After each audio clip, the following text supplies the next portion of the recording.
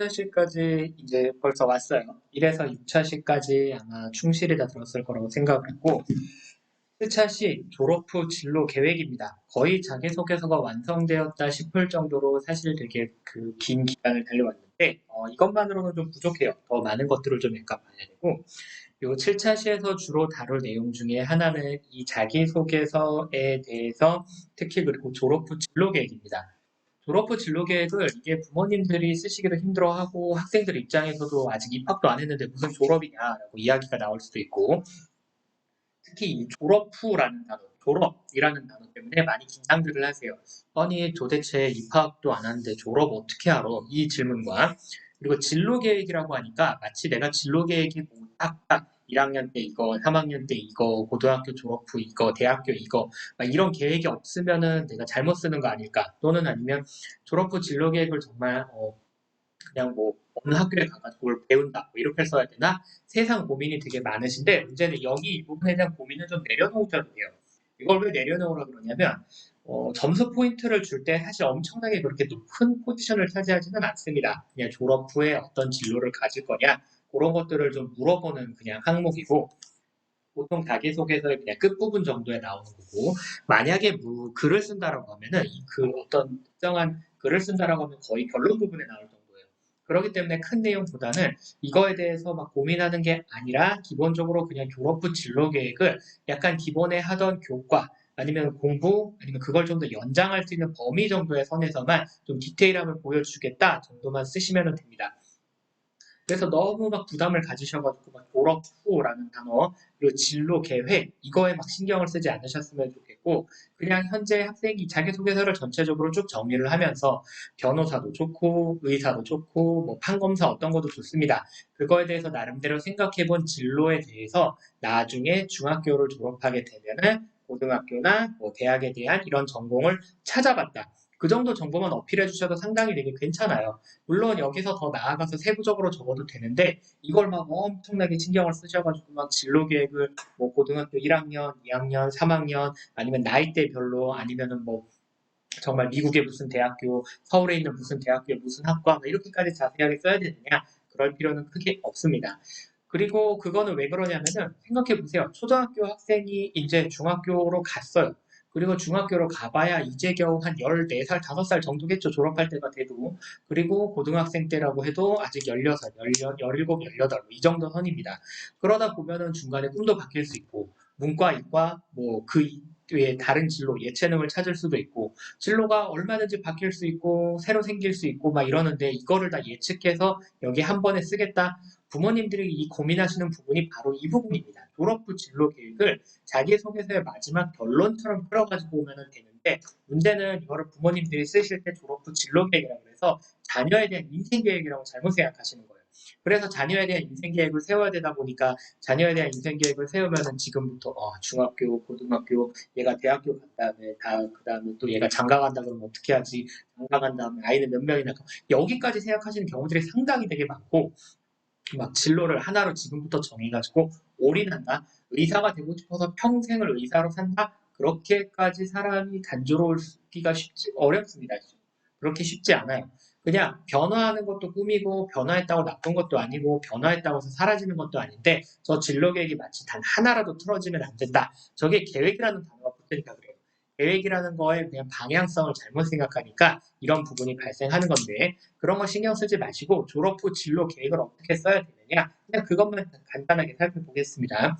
첫 번째 그 졸업 후 진로 계획에 있어서 여러분들 첫 번째는 이 졸업 후에 어떤 학교 교과 이런 것들이 사실 잘 몰라요.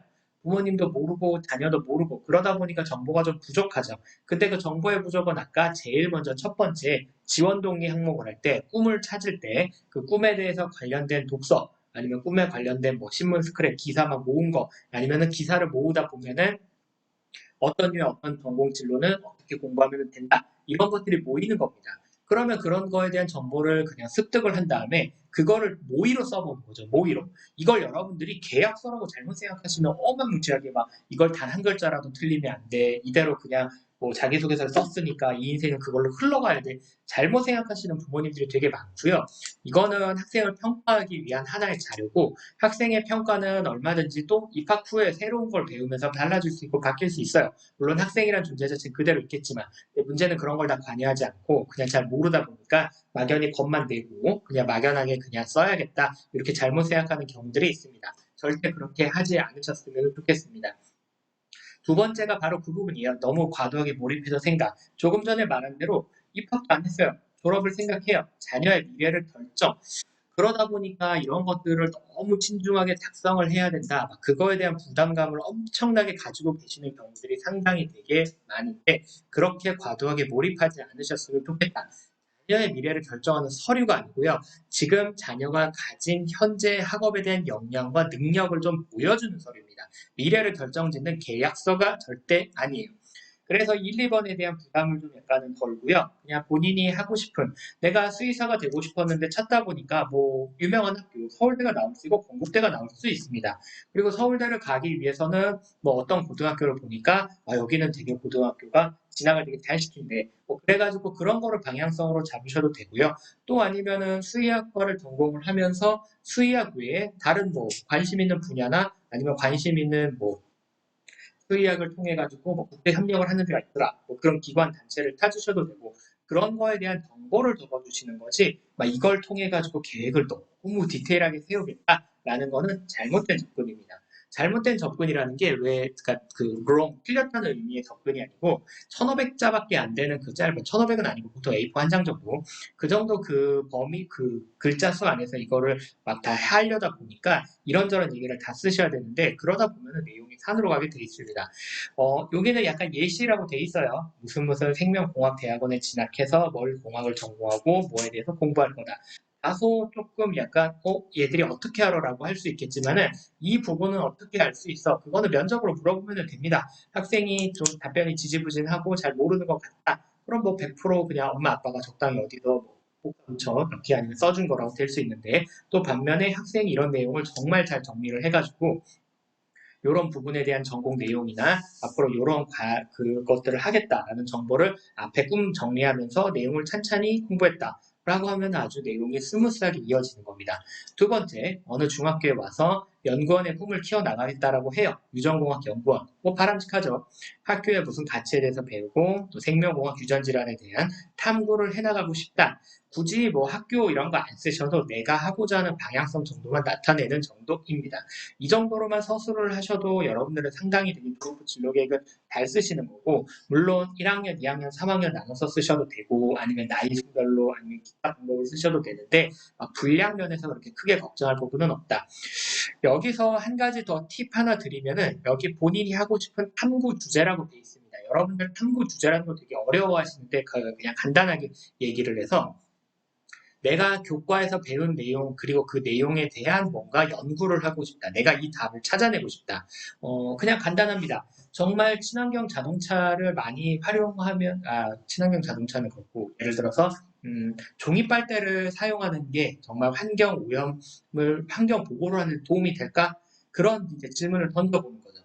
그러면 그거 질문을 던져봐서 종이 빨대에 대한 기본적인 성분 분석 그리고 종이 빨대가 하루에 몇 개가 나오는지 그리고 종이 빨대가 정말 제대로 재활용 분리수거가 되는지 그리고 종이 빨대를 만듦으로 인해서 오히려 반대로 더 많은 비용이 들어가는 건 아닌지 이런 것들에 대해서 본인이 가지고 있는 이 탐구 과정 이런 것들에 대한 주제를 던져만 줘도 학교 입장에서는 학생이 이런 것들을 가지고 와서 나중에 학교의 과학 수업 아니면 사회 수업 이런 교과 수업들을 활용해 가지고 그런 것들에 대한 발표를 하겠다. 그런 관점으로 좀 보여주시면 되는 거예요. 그러니까 탐구 주제를 너무 어렵게 생각을 안 해도 되는데 대부분의 문제는 어디서 발생하냐면 이런 것들을 깨워주거나 이런 것들에 대한 내용을 좀 알려주는 선생님들이 없고 그냥 학원에서 국영수 배우기 바쁘다 보니까 한 번도 생각해 본 부분이 없고 엄마 아빠도 잘 모르니까 안 가르쳐주고 그러다 보니까 안 쓰는 경우들이 많은데 어렵게 생각하지 말고 내가 관심 있는 주제를 내 배운 교과랑 어떻게 검증해낼 것인가